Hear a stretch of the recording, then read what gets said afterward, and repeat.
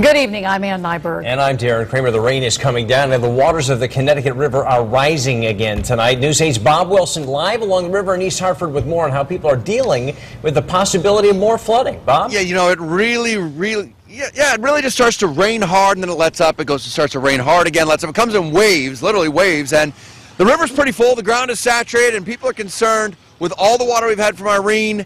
Where's it going to all go except back into their houses and businesses? Hurricane Irene dumped sand and silt and mud into businesses and homes all up and down the Connecticut River.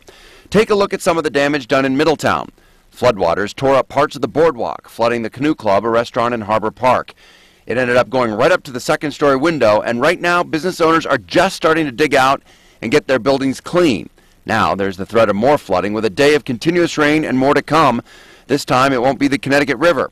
The ground is saturated, the storm drains maxed out, so the rain will back up into the streets. If the river is full, then the water is not going to go. So I think that's what's going to happen. So it's going to obviously, if the whole road is blocked, then we're going to lose business. Looking over the homes in Cromwell, the Connecticut River came knocking on the front door during Hurricane Irene. It came to the basically right to that second blocks right there. So right up to the front doorstep, pretty much. Pretty much. Probably another foot or two would have come to where we're standing. Joe Gwen has only lived on the river's edge for the past couple of years, and he has yet to see water inside his home.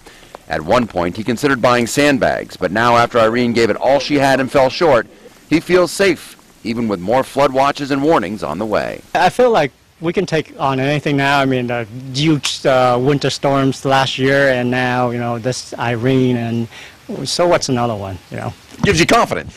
A little bit, yeah, as long as it doesn't go, you know, way too high. You got to like that a little bit. He still has a lot of respect for the river, and he keeps a close eye on it. He monitors it all the time, and he says that's the best way to go. However, with this kind of rain where it flash floods and comes in, you also got to keep an eye on the street and the storm drains. I'm Bob Wilson, reporting live in East Hartford, News 8.